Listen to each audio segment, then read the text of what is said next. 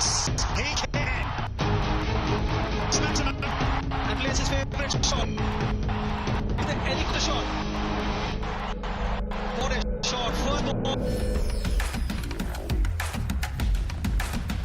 सारा विश्व रे कैप्टेन कूल बोलाउथिबा महेंद्र सिंह धोनी को आज जन्मदिन।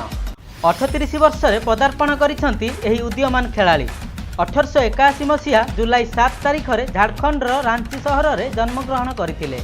पिलाटी दिनरु फुटबॉल खेल रे तांकर आग्रह थिला, किंतु क्रिकेट को पसंद करुनथिले।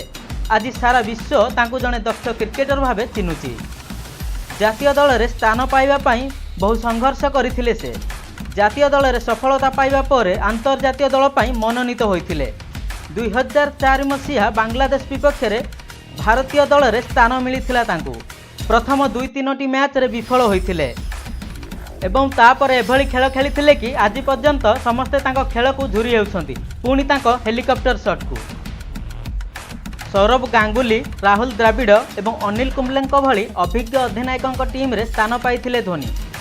एवं 2007 T20 विश्वकप जिताइबा परे सारा विश्व धोनी को फैन बनी जाइथिला। यहा परे से 2011 रे भारत को द्वितीय विश्वकप उपहार देइथिले।